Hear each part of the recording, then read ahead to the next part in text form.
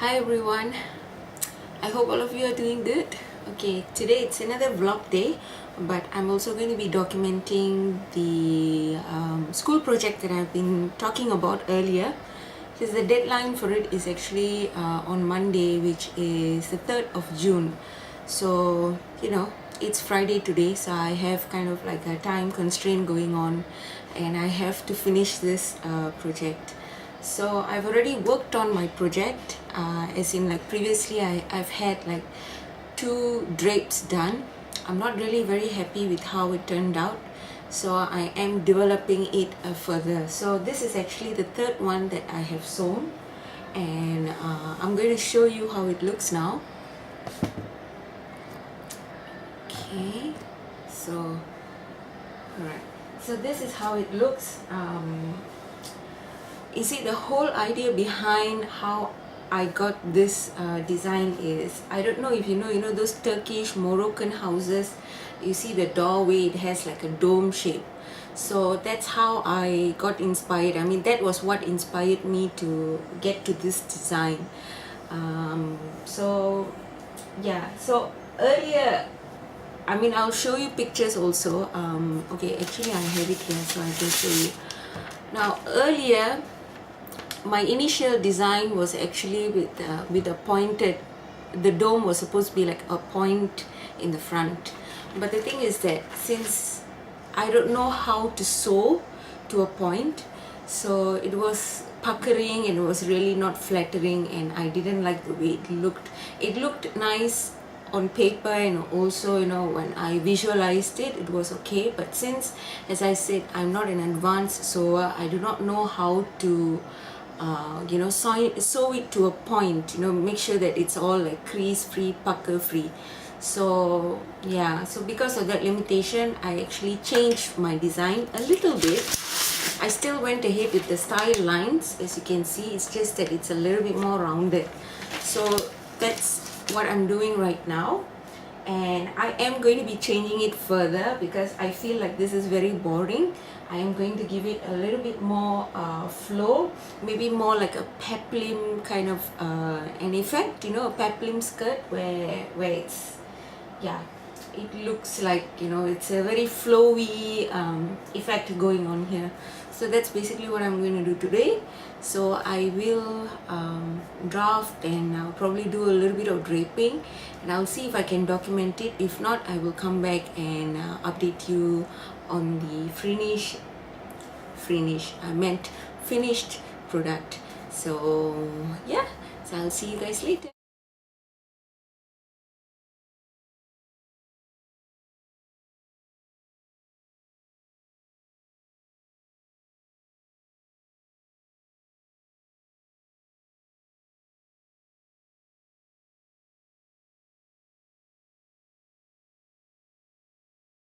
Hello, I'm back.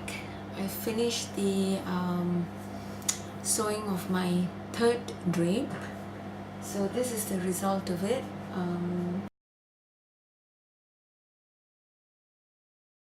What I did was earlier, if you have seen if you have followed and also seen my mannequin, it was actually fitted.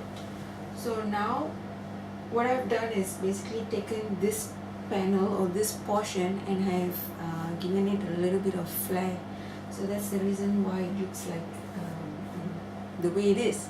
So I mean, the fabric I'm using is actually calico or muslin, so it really doesn't do justice to the drape nor the idea that I have. So I think you will see my design better when it's completely sewn. However, I just still want to show you how it looks like. So this is the side view. So as you can see, there's some flare. Now the problem I encountered is after sewing, I've noticed that when I fitted it on, it's not fitting well in the back. So what I'm going to do is I'm going to do once more. I'm going to adjust the fabric by giving a little bit more allowance on the back, because I am going to fit a invisible zip. So I still need some fabric behind in order for the zip to be installed. So I'm going to give a little bit more allowance on the back so that it's going to be a bit more flat, because I'm not sure if you can see, but this part, on the back, I think I need a little bit more flow. So I'm going to give a little bit more. I keep saying a little bit more.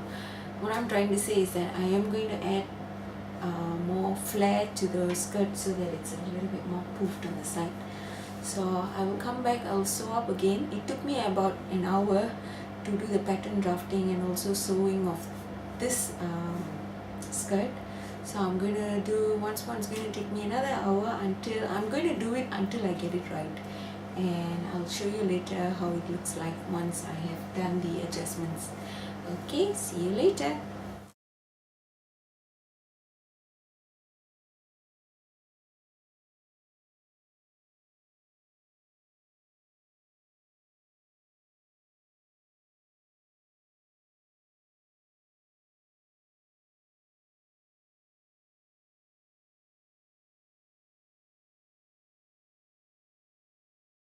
I'm back again.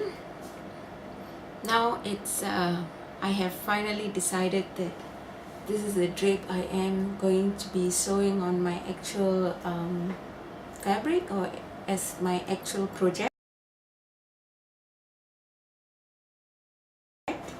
So now it's time to select fabric. So the thing is, I didn't want to go down and buy fabric, because I don't have the time, and also it's a bit out of my way. So I'm going to use whatever I have. I have quite a substantial amount of fabric that I've been stashing for a couple of years. And when I was in Sweden, I actually gave away like 2 full boxes of fabric to charity. So that was that much amount of fabric I was actually stashing and keeping away. My husband calls me the bag lady. I keep collecting stuff. So I just have this thing, I feel like when I like a fabric, when I'm going to a fabric store, I usually, if I see something that I like, I just pick it up, because I know maybe then I may not use it for a project, immediately, but maybe it might come in handy later.